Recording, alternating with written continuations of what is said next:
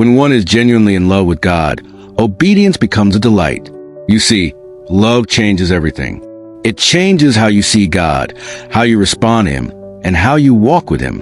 When you love God deeply, obedience is no longer a struggle. It becomes a natural response of the heart. It's no longer about trying to earn His approval. It's about enjoying His presence. It's not about following a list of rules. It's about following the voice of the one who loves you more than anyone ever could. Jesus said in John 14, verse 15, "If you love me, keep my commandments." Notice what He didn't say. He didn't say, "If you fear me," or "If you want me to bless you, keep my commandments." He said, "If you love me," because love is the foundation of true obedience. When you love someone, you don't need to be forced to please them. When you love God, obedience flows from the inside out. It's not a weight you carry. It's a joy you walk in. And that's why 1 John 5 verse 3 says, "This is love for God, to keep His commands. And His commands are not burdensome." Why are they not burdensome? Because love lightens every load. When love leads, duty disappears. When love reigns, obedience becomes worship. Think about a child who loved their father.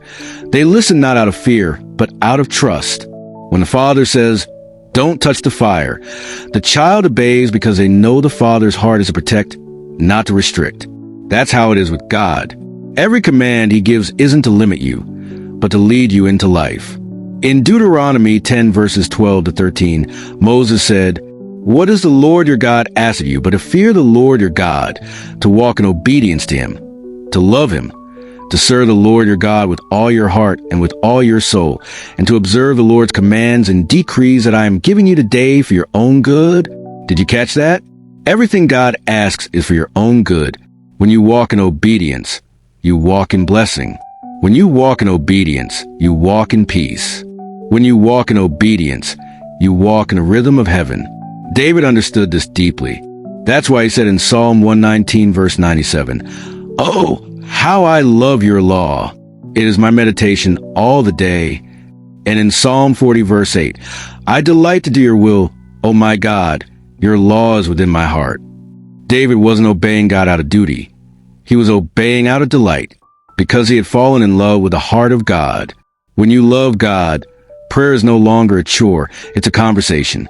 Worship is no longer a Sunday act. It's a lifestyle. Giving is no longer painful.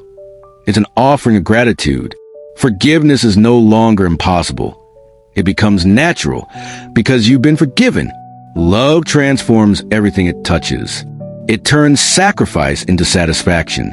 It turns surrender into strength. It turns obedience into delight. Remember Abraham. When God asked him to offer Isaac, the son he loved, Abraham obeyed, not because it made sense, but because he trusted the heart of the one who asked.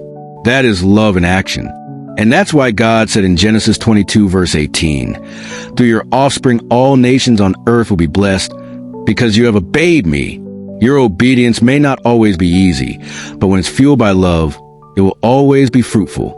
You may not understand everything God asks of you, but when you trust His heart, you'll find peace in your surrender.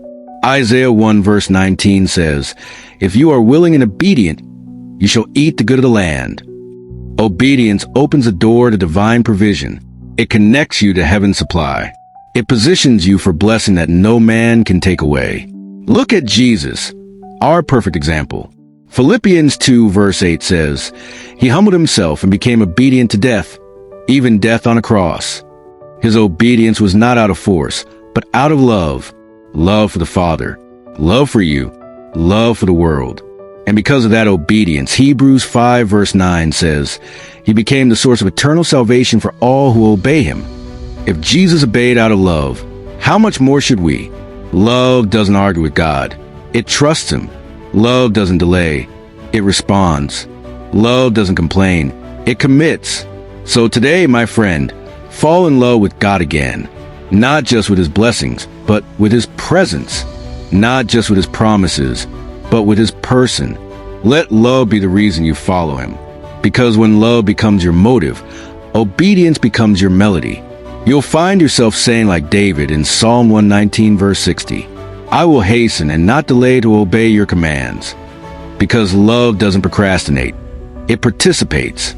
And when you live in that kind of love, peace will flood your soul, joy will overflow your heart, and obedience will no longer be a heavy yoke. It will be a holy dance with a God who loves you beyond measure. So remember, when one is genuinely in love with God, obedience becomes a delight.